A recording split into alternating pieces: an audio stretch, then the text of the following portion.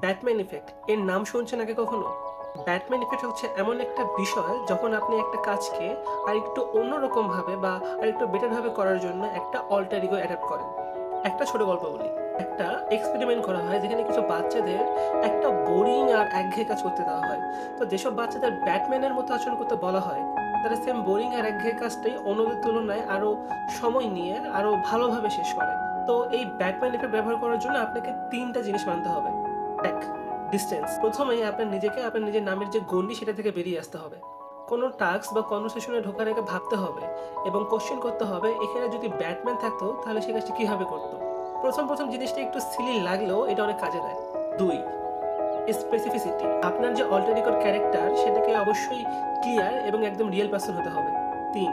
Suitable choice. আপনার যে কাজ সেই ধরন অনুযায়ী আপনার অল্টার ইগো বা ক্যারেক্টার পিক করা। মনে করেন আপনি আপনার মাঝে কামনেস আনতে চান। তাহলে আপনার অল্টার ইগো বা ক্যারেক্টার হবে একজন মঙ্ক। আর যদি আপনি চার্মিং ক্যারেক্টার বিল্ড করতে চান সেক্ষেত্রে আপনার অল্টার ইগো বা ক্যারেক্টার হতে পারে একজন হলিউড বা বলিউড স্টার। তো বেসিক্যালি ব্যাটম্যান ইফেক্ট হচ্ছে আপনার নিজের আইডেন্টিটি নিজে ক্রিয়েট করার ক্ষমতা। আপনাকে যে একটা ক্যারেক্টার নিয়ে পড়ে থাকতে হবে বিষয়টা কিন্তু এমন না।